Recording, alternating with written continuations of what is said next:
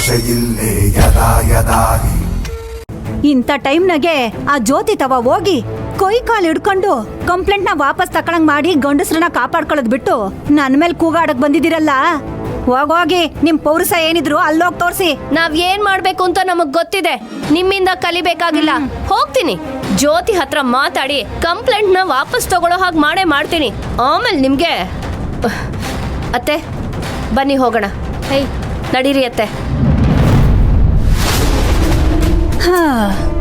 ಏನಮ್ಮ ನೀನು ಎಲ್ಲ ಸರಿ ಹೋಗ್ತಿದೆ ಅನ್ನುವಾಗ ಇವ್ರನ್ನ ಕೆಣ್ಕಿ ಆ ಜ್ಯೋತಿ ಹತ್ರ ಕೇಸ್ ವಾಪಸ್ ತಗೊಂತ ಹೇಳಿ ಕಳಿಸ್ತಿದ್ಯಲ್ಲ. ಅಕಸ್ಮಾತ್ ಜ್ಯೋತಿ ಏನಾದ್ರೂ ಕೇಸ್ ವಾಪಸ್ ತಗೊಂಡ್ರೆ ಪರಿಸ್ಥಿತಿ ಏನಾಗುತ್ತೆ ಅಂತ ಯೋಚನೆ ಮಾಡಿದ್ಯಾ? ಅಯ್ಯ ಸುಮ್ಕಿರೆ, ಅದೇನಾದ್ರೂ ಆಗೋ ಹೋಗೋ ಮಾತೇನೆ. ಆ ರಾಮನ್ ಬಾಣ ಏನಾದ್ರೂ ವಾಪಸ್ ಬಂದ್ಬಿಡ್ಬೋದೇನೋ. ಆದ್ರೆ ಈ ಜ್ಯೋತಿ ಮಾತ್ರ ಯಾವುದೇ ಕಾರಣಕ್ಕೂ ಕೇಸ್ನ ವಾಪಸ್ ತಗೊಳಕ್ಕಿಲ್ಲ. ಶಿವಣ್ಣ ಸಿಗೋ ಗಂಟ ಜ್ಯೋತಿ ಬಗ್ಗೋ ಮಗಳೇ ಅಲ್ಲ ಕಣೆ. ಅಲ್ಲಿಗೆ ಹೋಗಿ ಅವ್ರ ತವನು ಓಸಿ ಮಂಗಳಾರತಿ ಮಾಡಿಸ್ಕೊಂಡ್ ಬರ್ಲಿ ಅಂತ ಯೋತ್ ಕಟ್ಟಿದ್ದೀನಿ ಆಟೆಯ. ಅಮ್ಮ ನೀನ್ ಸಾಮಾನ್ಯದವಳಲ್ಲ ಅಮ್ಮ. ಸರ್ವ ಮಂಗಳ ಅಂದ್ರೆ ಸುಮ್ಕೆನಾ?